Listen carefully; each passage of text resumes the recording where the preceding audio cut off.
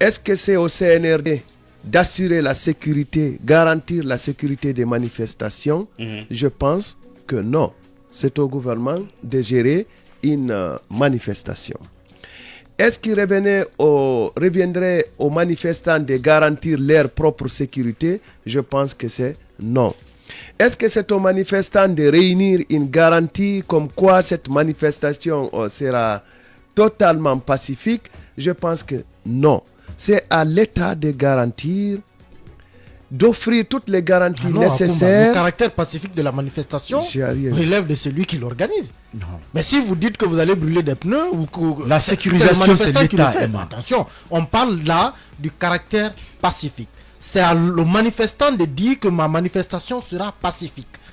Et si à partir du moment que c'est vous qui donnez ce caractère, évidemment l'État est le garant de la liberté. Et ma personne non, une manifestation violente. Ça fait mal de t'entendre comme ça. Attendez. Alors non. Lorsque on a vu des manifestations qui ont été annoncées pacifiques, on a ensuite vu des gens qui ont caillassé, brûlé des pneus. Mais c'est à l'État d'accader tout cela. Mais qu'est-ce qui a été à l'origine? C'est pas l'État qui a toujours brûlé les pneus. Quand vous allez tirer sur des manifestations, Emma, quand même. Emma, oui, il faut arrêter. Voilà, vous allez. Emma ne fait pas ce qu'il dit. On va laisser Akoumba. S'il vous plaît, on va laisser Akoumba terminer. Oui, on vous écoute là-dessus, monsieur Akoumba. Un seul exemple pour peut-être permettre à mon confrère de comprendre ce que je voulais dire. Quand il était question d'enterrer une dizaine de victimes des manifestations partant de la mosquée de Bambeto au cimetière éponyme, je pense que ceux qui portaient les corps n'étaient pas prédisposés à se jeter à casser quelque chose. Mais quand il y a eu les balles ou les gaz lacrymogènes qu'on a dit avoir perdu de la direction pour se rendre dans les cimetières, je pense qu'il y a eu la violence. Et François Sturne est clair là-dessus.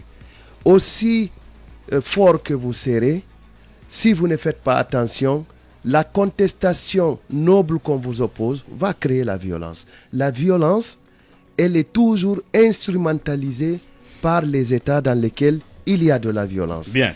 J'insiste là-dessus et je continue mon raisonnement. Est-ce que c'est aux manifestants de donner des garanties à l'État comme quoi la marche sera totalement pacifique? Je dis une fois encore non, parce qu'on n'a vu aucune déclaration de manifestation qui prend soin de mentionner nous allons casser des commissariats, nous allons casser des gendarmeries, nous allons casser des boutiques. J'en ai pas vu. C'est à l'État d'assurer la sécurité et de faire en sorte que la manifestation soit pacifique. Donc, pour moi, la garantie ou les garanties invoquées par le CNRD démontrent à suffisance la carence du gouvernement en place. Bien. Parce que sinon, le CNRD n'a pas à se préoccuper des garanties, d'autant plus que c'est simplement un organe d'orientation. Le gouvernement compte un ministre de la Sécurité et de la Protection civile. Bien. Le gouvernement compte un ministre de la Justice. Le gouvernement compte un ministre de l'administration du territoire. Le gouvernement compte des structures déconcentrées et décentralisées. De ce point de vue-là, c'est au gouvernement d'offrir toutes les garanties nécessaires pour qu'il y ait une manifestation paisible. Je termine pour appeler un certain nombre de faisceaux, pour vous dire que ça ne me dérange pas que le gouvernement revienne sur sa parole. À la prise du pouvoir, on nous a dit que la boussole, la justice sera la boussole. Où est cette boussole que nous imaginons aujourd'hui sans aiguille, qui ressemble à un bateau ivre sans gouvernail? Où est cette boussole?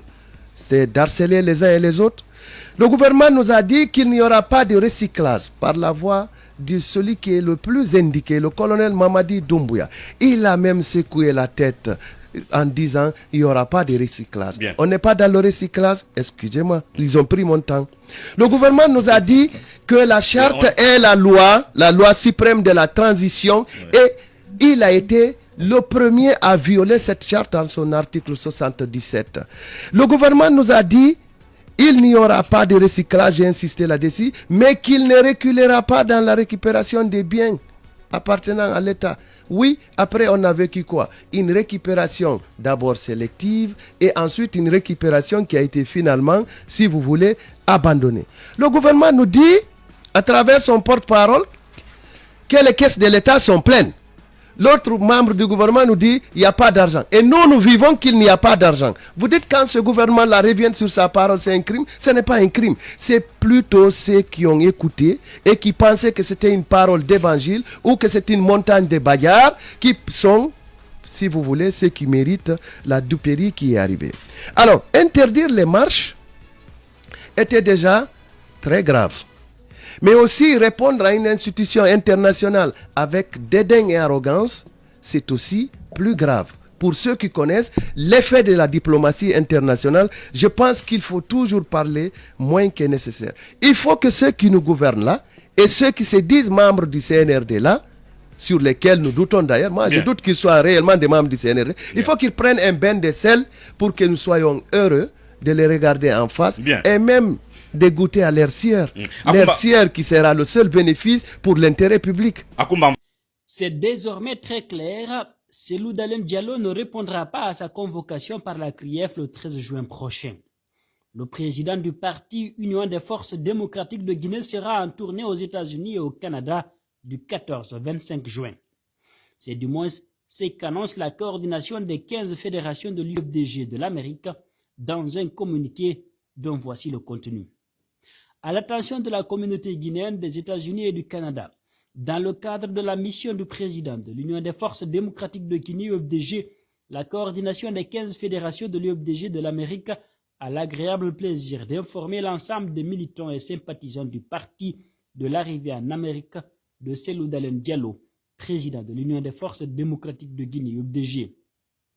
À cette heureuse occasion, la coordination des 15 fédérations de l'UFDG de l'Amérique invite l'ensemble des militants et sympathisants du parti, la communauté guinéenne des États-Unis et du Canada, toutes les associations guinéennes et africaines, ainsi que la société civile et les partis politiques, à une grande mobilisation pour accueillir le président de l'UFDG.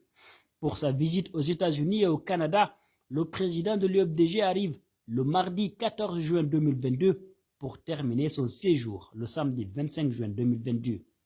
Vu l'importance de cette tournée en Amérique du Nord, la coordination des 15 fédérations de l'UFDG de l'Amérique sollicite auprès de vous une large diffusion au sein de la communauté guinéenne des États-Unis et du Canada et c'est compter sur la disponibilité et l'esprit patriotique de toutes et tous.